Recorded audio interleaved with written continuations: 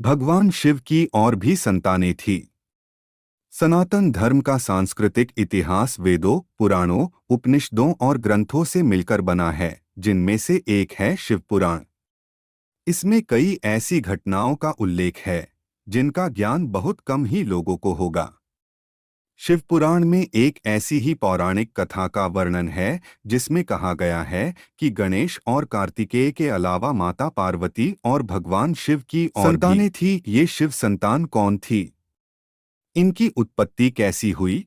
क्या थे इनके नाम और कहाँ होती है इनकी पूजा? आइए जानते हैं।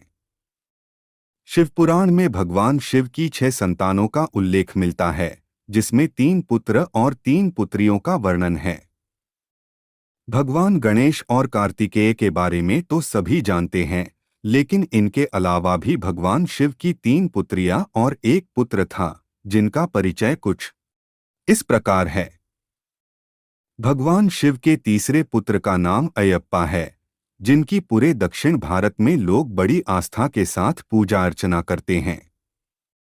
पुत्रों के अलावा भगवान शिव की 3 पुत्रियां और भी थीं।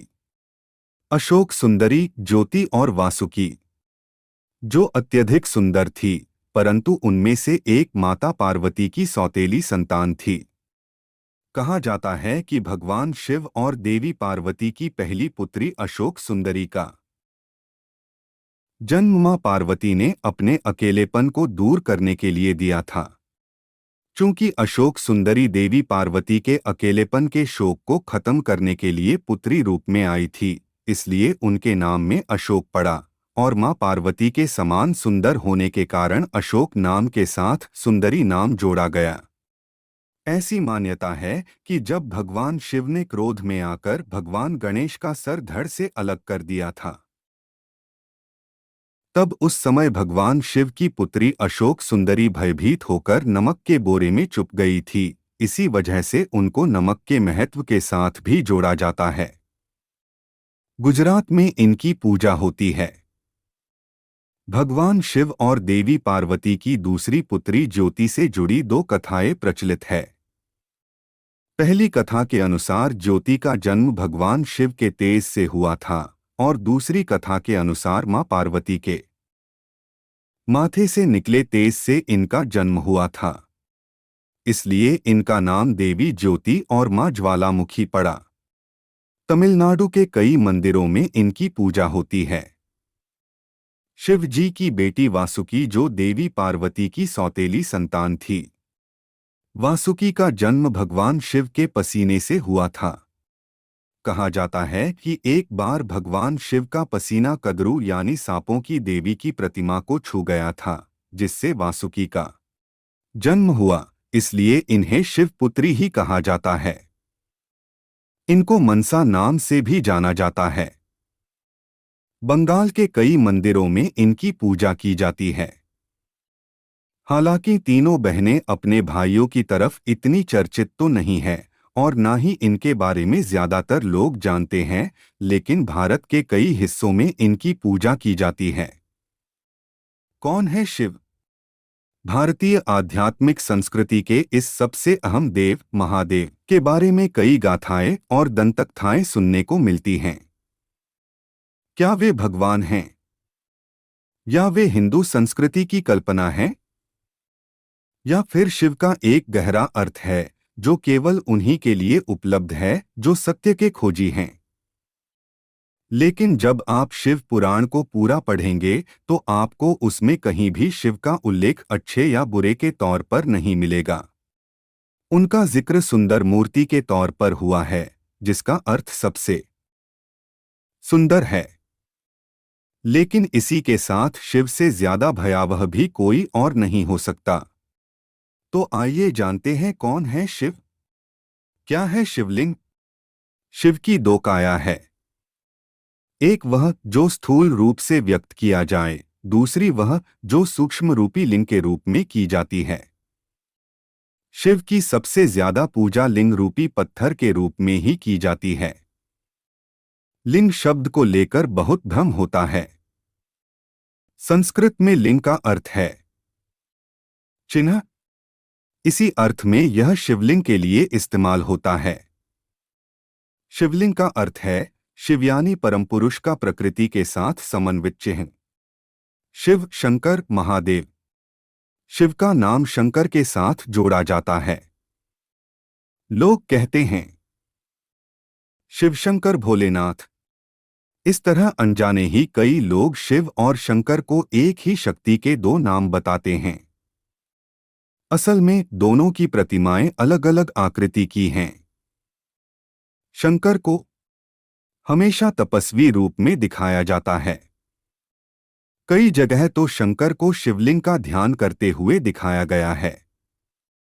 शिव ने सृष्टि की स्थापना, पालना और विनाश के लिए क्रमश ब्रह्मा, विष्णु और महेश नामक 3 सूक्ष्म देवताओं की रचना की है।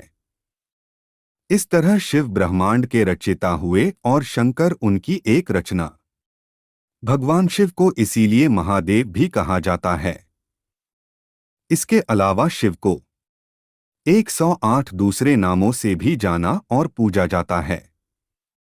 अर्धनारीश्वर क्यों?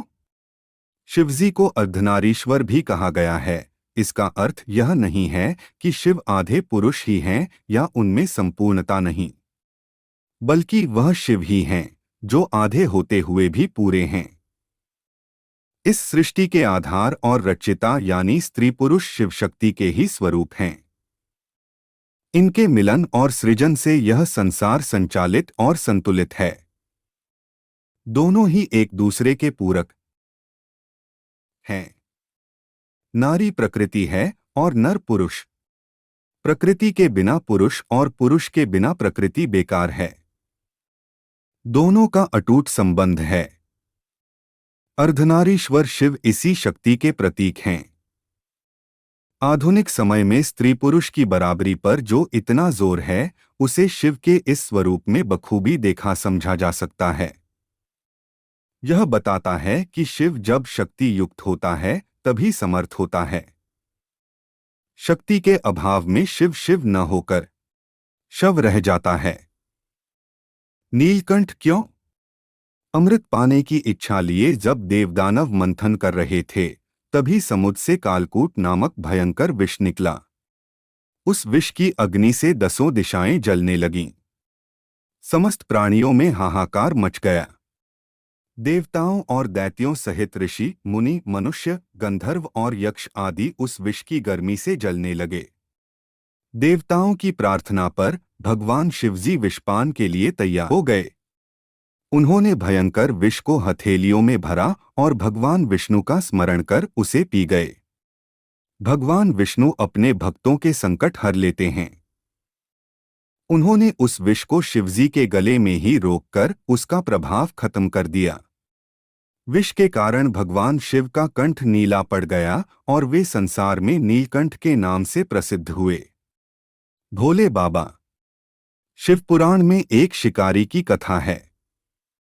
एक बार उसे जंगल में देर हो गई। तब उसने एक बेल वृक्ष पर रात बिताने का निश्चय किया। जगे रहने के लिए उसने एक तरकीब सोची। वह सारी रात एक एक पत्ता तोड़कर नीचे फेंकता रहा। कथानुसार बेल के पत्ते शिव को बहुत प्रिय हैं।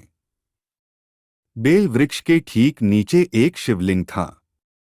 शिवलिंग पर प्रिय पत्तों का अर्पण होते देख शिवजी प्रसन्न हो उठे, जबकि शिकारी को अपने शुभ काम का एहसास न था। उन्होंने शिकारी को दर्शन देकर उसकी मनोकामना पूरी होने का वरदान दिया। इसी भोलेपन के कारण शिवजी को भोले बाबा भी कहा जाता है। कथा से यह साफ है कि शिव कितनी आसानी से प्रसन्न हो जाते हैं। शिव महिमा की ऐसी कथाओं और बखानों से पुराण भरे पड़े हैं।